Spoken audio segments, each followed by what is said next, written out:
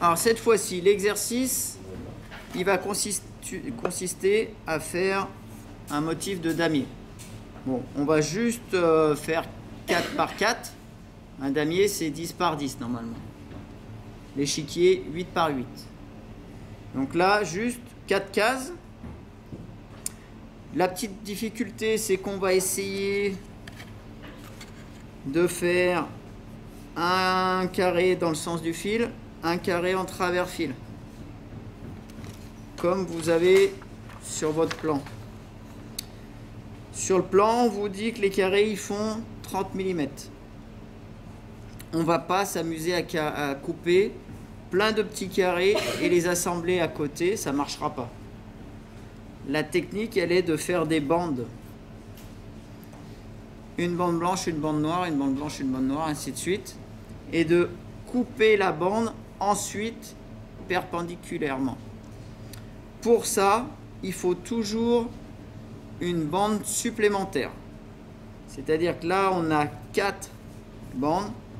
Nous, on va débiter 5 motifs de plaquage. Si vous regardez le mode opératoire, on vous explique d'avoir un calibre, une règle de 30, et on vous dit bien 3 bandes et 2 bandes. On va être sympa, on va faire ce qui est le plus facile, en fil, les 3 bandes, et en travers fil, simplement 2 bandes. J'ai débité un peu de plaquage, sycomore, blanc, palissandre, un peu foncé, violet, en travers fil. Là, le paquet que j'avais, il me permettait de vous faire des bandes les unes au-dessus des autres. Donc on va couper les 2 bandes à la fois. On aurait très bien pu faire comme on va faire pour les bandes de fil, prendre les bandes les unes à côté des autres dans une même bande. Rien de très compliqué. On va simplement commencer par le plus fragile, le bois qui est en travers fil. Moi, par sécurité, je vais brider mon ensemble de paquets. Vous devez tous avoir un calibre que je vous ai fait à la scie circulaire de 30 mm. Calibre, gabarit, comme vous voulez. Il est en quoi? En quoi? Aggloméré, ouais. Donc c'est pas l'idéal pour quelque chose de bien net et bien solide. Pour faire une règle, ça ira bien. À vous de ne pas aller manger la règle avec votre scie à plaquage. Votre scie à plaquage va venir juste lécher de chaque côté. Donc nous, on va se mettre sur notre motif et on va couper une fois d'un côté, une fois de l'autre. Donc moi, je vous conseille de bien choisir votre position pour que vous soyez à l'aise. C'est-à-dire, essayez d'abord à blanc, voir si vous arrivez à couper comme ceci. Surtout, ne pas bouger la règle. Vous vous déplacez et vous coupez dans l'autre sens. Donc, à vous de voir comment vous êtes le mieux. S'il y a des gauchers, c'est pareil, il faudra peut-être se mettre de l'autre côté. Ensuite, comme d'habitude, là je suis en travers fil, donc je fais une petite amorce.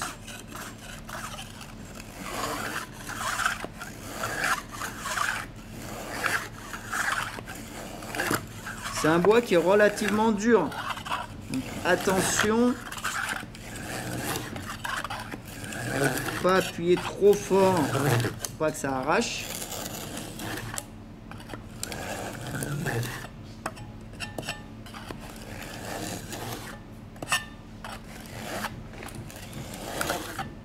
Voilà.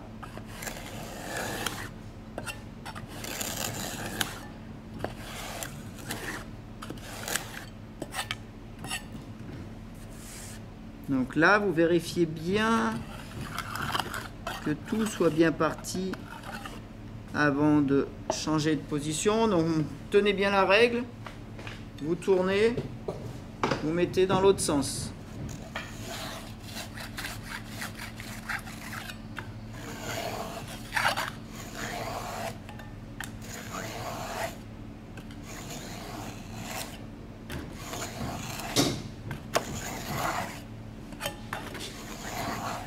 Si ça éclate un petit peu en sortie, c'est pas très grave puisque les bandes sont plus longues que prévu. Voilà. J'ai mes bandes en travers fil. Vérifiez bien l'état de surface. Vous avez vu, hein, j'ai mis quand même un certain temps. C'est un bois dur. Ensuite, bois clair, sycomore.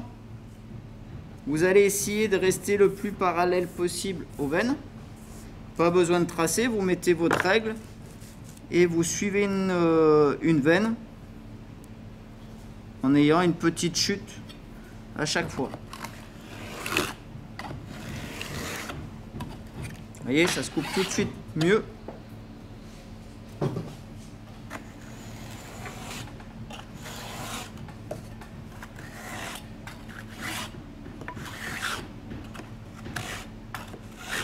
Il m'en faut combien?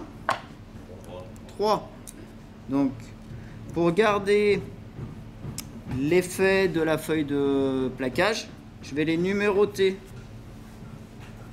pour être sûr qu'elles vont être bien dans le même sens, que je ne vais pas en mettre une à l'endroit ou à l'envers, ou les retourner.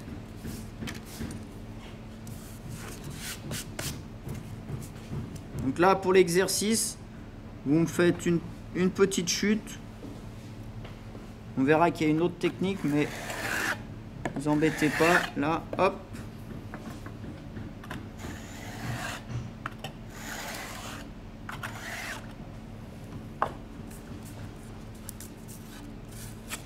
Deuxième. Et la dernière.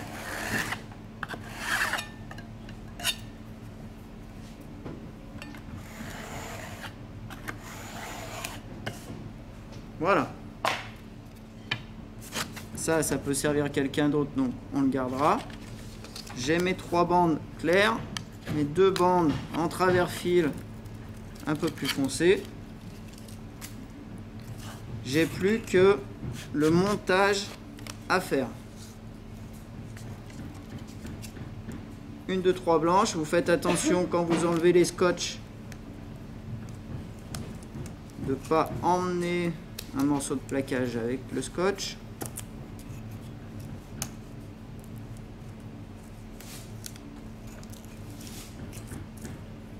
Voilà. Alors là, je m'aperçois que ma feuille a un petit trou de verre là. Bon, c'est pas grave. J'ai de la surcote. Je vais juste le mettre à l'extérieur.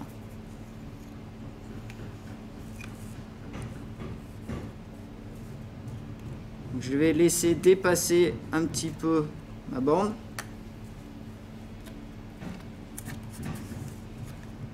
Encore une fois, moi je le fais au scotch carrossier, vous le faites au papier gommé. Hein. Ce qui est intéressant à faire, c'est d'aligner les feuilles en hauteur. C'est-à-dire que les feuilles blanches seront au même niveau et les feuilles sombres seront au même niveau. C'est pareil, on n'est pas au millimètre près pour le placement des bandes.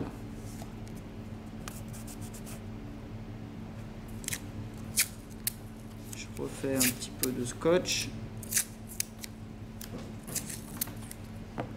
Donc du coup, mon trou de verre là, hop, je le mettrai à l'extérieur.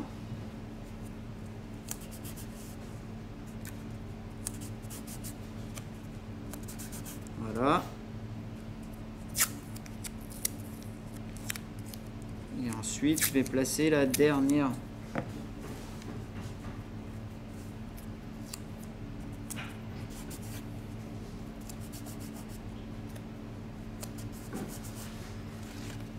Voilà. Si vous apercevez que vos joints sont pas bons, il y a un trou, il y a des éclats, ça sert à rien d'aller plus loin, hein, puisque vous allez juste déplacer le problème. Donc il vaut mieux refaire des bandes que de laisser un petit défaut ou un joint qui est mal fait. Maintenant, j'ai mes 5 bandes. Moi, j'ai dit que j'en voulais que 4. il me reste à couper perpendiculairement à tout ça. Plusieurs techniques pour trouver la droite perpendiculaire. Je peux plier mes feuilles parfaitement les unes sur les autres.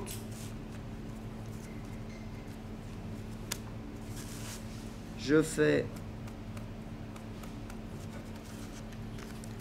une marque là et là, et lorsque j'ouvre la petite marque,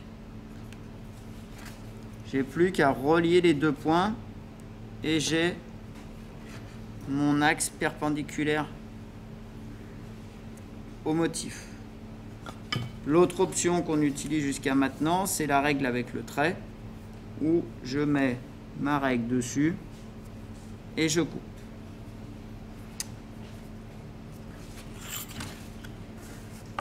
Allez, je vais juste dresser un bord. Attention, parce que c'est justement le premier bord que vous tracez perpendiculaire qui va déterminer toute la suite. Donc si vous n'êtes pas perpendiculaire sur la première coupe, tout le reste sera de travers. J'ai pas mis un petit scotch de renfort, j'aurais dû là-dessous, puisque j'arrive en travers, mais c'est pas grave, c'est un bois tendre, je l'amorce.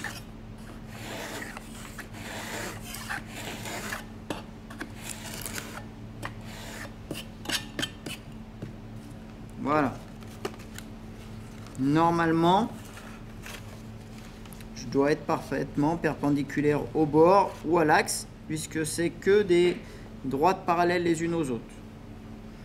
Donc maintenant, je vais garder mon même calibre et je vais le mettre par rapport à ce que j'ai fait. Une combine qui est intéressante, c'est de prendre une règle, la mettre sur votre martyr, comme ceci. Prendre un serre-joint quelconque, juste pour le maintenir, pour pas que ça bouge.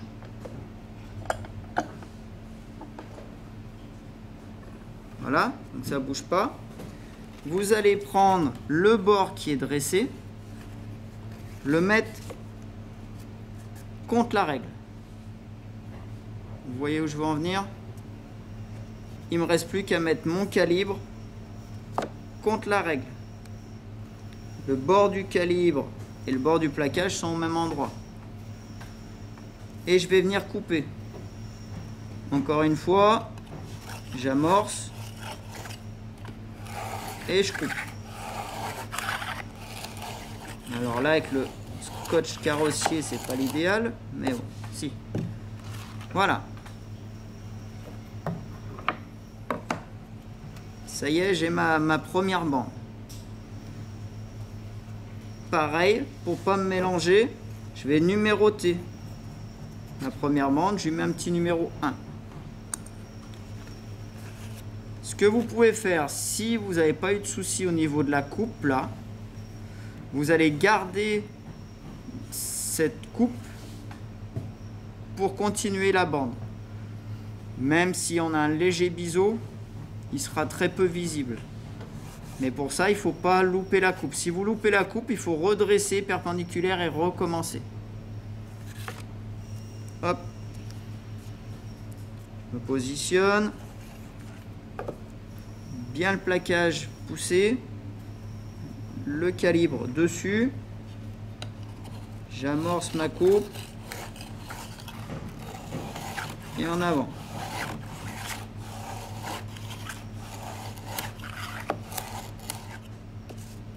Du coup, le bois qui est un peu dur, je le coupe dans le sens du fil, donc ça m'arrange. Je numérote.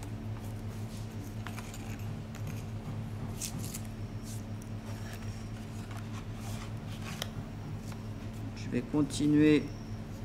Donc moi, je vais juste vous faire une troisième bande pour vous montrer. Vous n'en aurez que 4 à faire.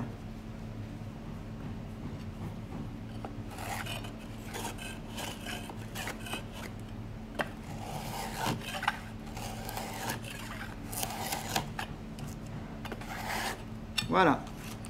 Donc là, en gros, tout ça, ça va être durable. Ça vous permet une petite marge de manœuvre pour s'il y a des loupés. Sachant qu'il y a encore une bande à faire. Hein. Moi, j'en ai que 3. Il faudra la 4e, mais vous pouvez faire 2 ou 3 bandes supplémentaires. Voilà, j'ai ma 3e bande. Je ne vais pas tout faire pour pas que ça soit trop long. 1, 2. Je les mets ensemble. Et, alors par contre, pour que vous voyez mieux, je vais les retourner pour pas avoir le scotch.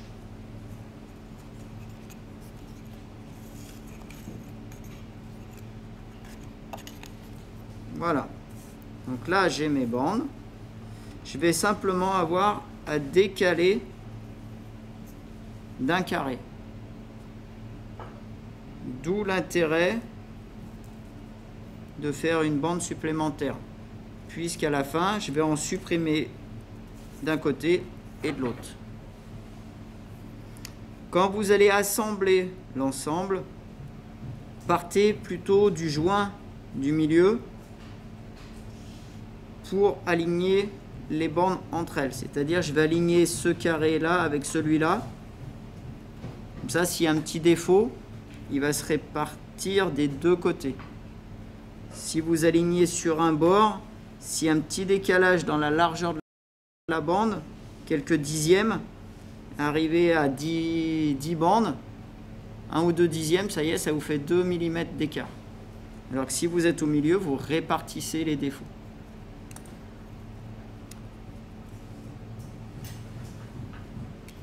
Je vais prendre un petit scotch, juste pour vous le positionner. Voilà. Je mets un scotch juste pour aligner mon axe principal. Je le retourne, je viens le brider correctement sur le parement. Vous devez avoir du scotch que sur la même face. Si vous avez du scotch des deux côtés, ça va poser problème lors de l'encollage, donc il faudra en enlever. Voilà, hop,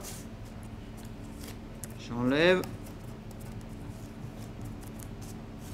Voilà, j'ai mon motif qui est fait. Il va me rester à enlever les carrés extérieurs. Bon, moi ça m'arrange puisque j'ai du scotch carrossier, il va s'enlever facilement. Vous pouvez le faire avec un petit coup de cutter, un petit coup de scalpel sur le scotch.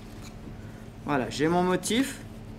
Si vous avez bien travaillé, que vous avez bien respecté les dimensions, le bord sera nickel. Il arrive cependant qu'on ait des petits décalages entre les carrés. Donc là, en fait, on va recouper le moins possible juste le bord pour redresser. Vous enlèverez un demi-millimètre pour pas modifier la forme géométrique du motif. D'accord? Une fois, alors là, il n'y en a que 3. Une fois que vous avez tout monté, il vous restera un filet à mettre. Là, on s'est amusé à mettre 2 couleurs différentes. Sur votre plan, on vous met 2 filets l'un à côté de l'autre. Je vous laisserai choisir là, vous faites comme vous voulez. Et où on va compliquer un petit peu l'histoire, c'est sur la frise extérieure.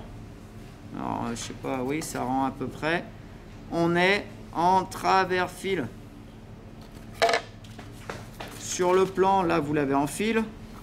Mais sur le mode opératoire, au final, en travers fil. Donc là, ça va poser problème au niveau des coupes à 45 dans l'angle. Donc là, moi je vous conseille quand même de bien renforcer et de mettre un petit coup de fer de rabot. Ça risque d'être plus précis, plus net que l'acier à plaquage. Est-ce qu'on est bon? Des petites questions? Non, tout le monde se sent d'attaque. Alban, je le vois, il est prêt là. Il est chaud. Les calibres sont bons pour tout le monde? Vous vérifiez qu'il n'y ait pas de petits gratons, vous passez le doigt ou un petit coup de papier de verre, parce que des fois on va avoir un petit copeau qui dépasse. Donc vérifiez qu'il ne vous embête pas. Si ça glisse un petit peu, pareil, vous mettez un petit coup d'éponge humide, juste pour faire relever un peu les pores du bois, pour éviter que ça glisse. À vous de jouer. Donc là, vous allez avoir fait votre motif. Vous allez mettre les filets. Filets, je vous laisse choisir. Attention, si vous mixez, de bien avoir la même largeur. La difficulté, elle n'est pas au niveau des filets. Les filets, une technique qui est assez simple. Moi, je vous fais voir. Je croise mes deux filets. Je prends un petit bout de papier gommé. Je le colle sur le martyr en même temps.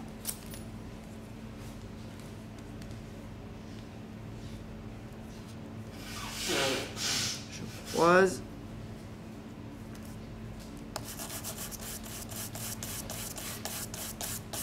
Là, je vais en mettre un autre morceau quand même.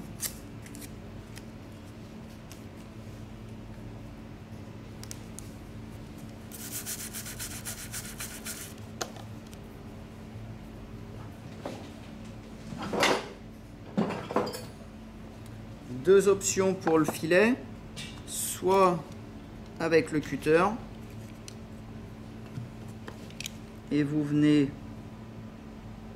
d'un angle à un autre angle pour bien être à 45 et vous appuyez, soit le ciseau, il faut qu'il soit bien affûté aussi. Pareil, vous mettez bien, alors attention de ne pas venir recouvrir votre motif. Vous mettez juste dans l'angle, au croisement des deux filets, vous remontez votre ciseau bien à plat et vous venez taper délicatement et hop. Là, vous avez votre coupe qui est faite. Ensuite, un petit coup de cutter sur le filet, au milieu, pendant que le scotch n'est pas encore trop sec. Alors, je dis scotch, c'est papier gommé. Hein.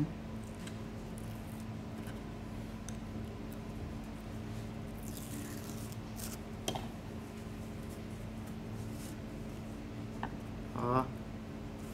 Donc là, vous avez votre coupe qui est nickel, votre filet qui est maintenu et rien qui dépasse. Vous faites ça tout le tour, comme vous avez déjà fait sur les autres exercices. Maintenant, je vous ai préparé des frises en travers fil. C'est quoi comme bois? Zebrano. Alors je prends celui-là parce qu'il a une tache de gras là au milieu.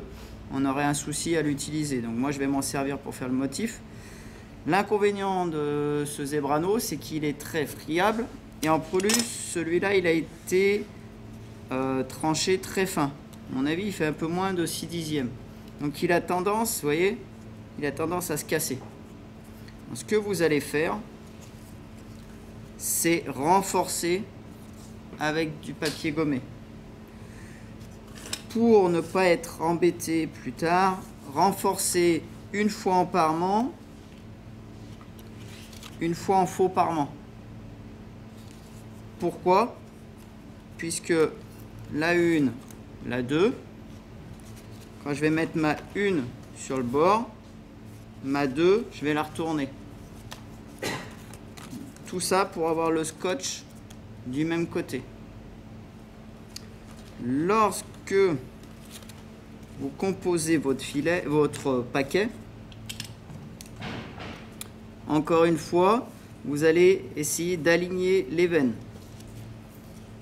Donc là, je ne sais pas ce que ça donne, mais j'ai une veine assez grosse, je la retrouve là. Je fais correspondre mes veines. Une fois que c'est fait, je constitue mon paquet. Tac. Un petit scotch au bout.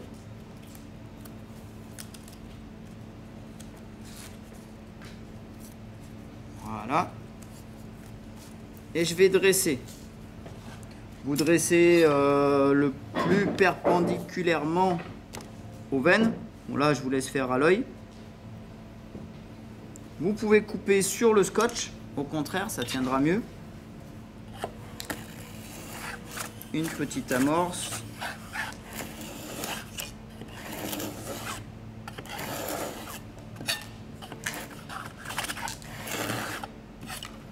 Voilà. Hop. Le côté que j'ai dressé.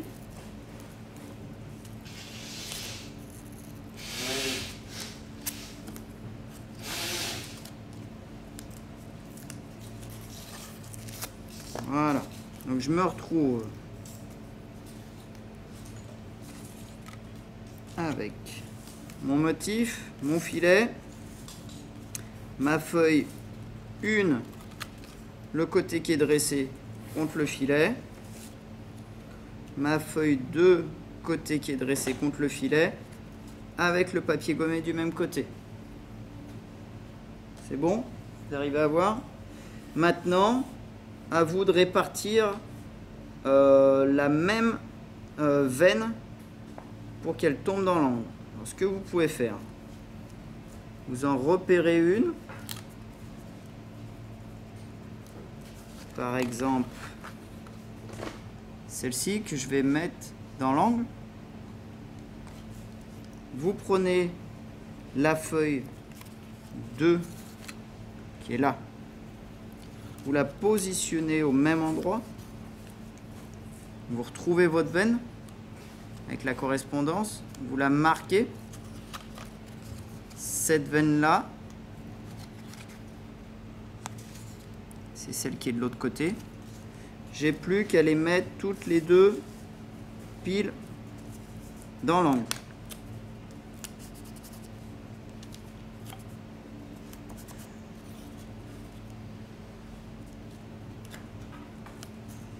Pour que ça raccorde lorsque je vais faire ma coupe.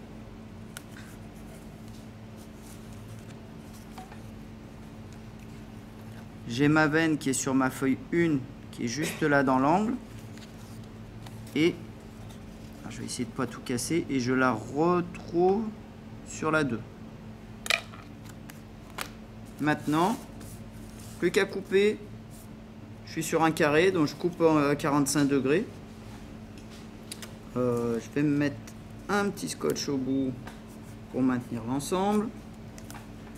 On est en travers fil. La scie, il faut bien maîtriser. Vous pouvez essayer au fer de rabot qui est là. Encore une fois, il va être trop court pour couper tout ma coupe en une seule fois. C'est pas grave, je le ferai en deux. Je me mets sur l'angle de mes carreaux blancs. Ça, j'ai ma diagonale. Je suis pile à 45.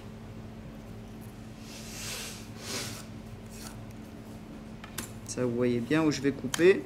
Le fer de rabot pile dans l'angle, bien sur le trait. Attention de ne pas bouger. Je l'appuie pour. On essaye de fendre le trait en deux.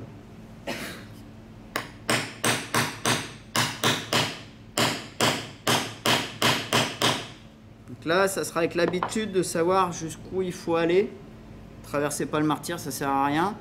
Si vous coupez pas suffisamment, vous revenez avec le petit cutter ou un scalpel pour finir de couper. Hop, là je me décale un petit peu. De toute façon, ça va être recalibré.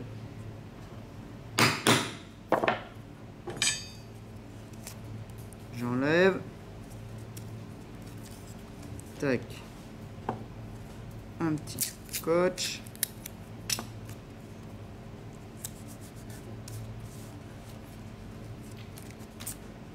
Voilà. Et là, vous voyez, vous avez la correspondance de votre veine. Alors moi, j'ai un léger décalage. On le voit sur la deuxième. Ça, c'est que j'ai été un peu trop vite. J'aurais dû la décaler encore un petit peu plus. Par contre, je suis en faux parement. Donc, entre le faux parement et le parement, des fois, on a des petites différences. Ce qu'il faut voir, c'est le parement. Alors, je sais pas si le scotch va vouloir partir. Ouais, hop.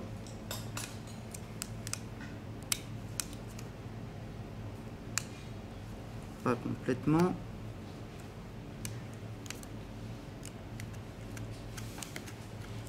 Il a bien tenu. Bon, je vais en enlever qu'une moitié. Mais on voit qu'en parement, ma veine se raccorde un peu mieux. Voilà, faites attention à ça. Moi, j'ai un petit décalage. J'aurais dû mieux centrer mon trait. Mais dans l'ensemble, on a bien l'effet escompté. Ok, on fait ça tout le tour. Et ensuite, on recalibre, comme d'habitude, à la dimension voulue. Attention, le recalibrage, ça va se faire tout en travers fil. Donc, arrangez-vous pour qu'il y ait bien un scotch de renfort. Voilà. Vous regardez 30 secondes, je viens de le refaire là, j'ai décalé d'une veine pour reprendre les deux petites veines qui étaient la suite. Ça, j'ai recoupé d'1 centimètre puisque j'avais du râpe, je pouvais me permettre. Et là, on voit bien que si vous appliquez, les veines correspondent.